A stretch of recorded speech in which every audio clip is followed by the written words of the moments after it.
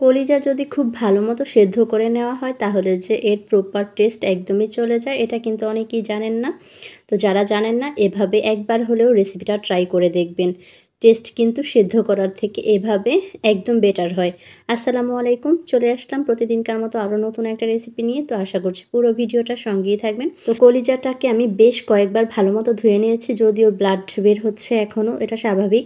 তো এরপর আমি একদম ফুটন্ত গরম পানিতে 10 মিনিটের মতো এটাকে ঢাকনা দিয়ে ঢেকে রেখেছিলাম। তো এই পর্যায়ে দেখুন এর ভেতর থেকে সমস্ত ময়লা বের হয়ে গেছে। তো এবার ভালো মতো ধুয়ে নিয়েছি। তো দেখা যায় সেদ্ধ করলে কিন্তু এটার প্রপার টেস্টটা পাওয়া যায় না। সেক্ষেত্রে দেখা যায় যে এর পুষ্টিগুণও হারিয়ে যায়। তো এখানে হাফ চা চামচের মতো আমি জিরা নিয়ে নিলাম, আস্ত জিরা, 3টা এলাচ, ছোট একটা দারচিনি, 2টা লবঙ্গ আর 10-12টার মতো এখানে আমি নিয়ে নিলাম কালো গোলমরিচ। তো সবগুলোকে একসঙ্গে বেটে নেব। তো এখানে আমি প্রায় 1/3 কাপের মতো তেল দিয়ে সাথে 2 টেবিল চামচের মতো পেঁয়াজ বাটা, 1 চা চামচ দিয়ে দিলাম আদা বাটা, হাফ চা চামচ রসুন বাটা আর 2টা তেজপাতা। তো সব কিছুকে একটু সুন্দর মতো ভেজে নেব। তো যখন ভাজা হয়ে গেছে ওই পর্যায়ে আমার বেটে রাখা মশলাটা এইটুকু হয়েছে, তো ওইটুকুই দিয়ে দিলাম। আর আমার কাছে এই কলিজা ভুনাটা বেটে রাখা মশলা দিয়েই কিন্তু অনেক মজা লাগে।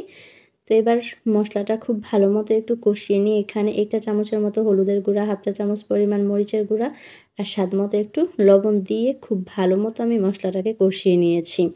তো এই পর্যায়ে আমি কলিজাটাকে খুব ভালো মতো ধুয়ে নিয়ে এখন মশলার সঙ্গে দিয়ে খুব ভালো মতো মিক্স করে নিচ্ছি। তো এখন কিন্তু আর কোনো পানি ব্যবহার করব না। ঢাকনা দিয়ে ঢেকে প্রায় অনেকটা সময় ধরে আমি এটাকে কষিয়ে নিয়েছি। যথেষ্ট পরিমাণ এর ভেতর থেকে পানি বের হয়েছিল।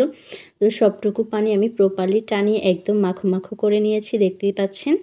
তো এভাবে যখন আপনি সুন্দর মতো কষাবেন তখন কিন্তু এটা খেতে অনেক মজার হবে। তো এখন কষানো শেষে আমি ফুটন্ত গরম পানি দিয়ে দিলাম 1.5 কাপ। আর আপনি কিন্তু গরম পানিটা দেওয়ারই চেষ্টা করবেন, সেক্ষেত্রে দেখা যাবে যে খুব দ্রুত কুক হয়ে যায়।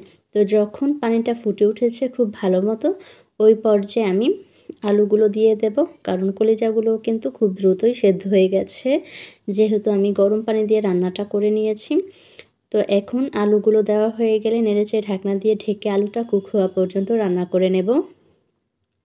তো যখন ঝোলটা একদম মাখা, মাখা হয়ে গেছে, আলুটাও প্রপারলি কুক হয়ে গেছে, তো ওই পর্যায়ে আমি এখন একটু নেড়েচেড়ে দিয়ে হাফ চা চামচের মতো ভাজা জিরার গুঁড়া অ্যাড করে দিচ্ছি। তো এতে করে কিন্তু খুব সুন্দর একটা ফ্লেভার পাওয়া যায় আর টেস্টও বাড়ে। তো এখন নেড়েচেড়ে আবারও একটু সুন্দর মতো মিক্স করে নিচ্ছি। তো আমার রান্নাটা কিন্তু এখন প্রপারলি ডান। যদি ভালো লেগে থাকে রেসিপিটা শেয়ার করে আপনার টাইমলাইনে একটু রেখে দেবেন, যাতে অন্য কেউ এই প্রসেসটা শেখার সুযোগ পায়। তো আজকে এ পর্যন্তই। সবাই ভালো থাকবেন, সুস্থ থাকবেন। আল্লাহ হাফেজ।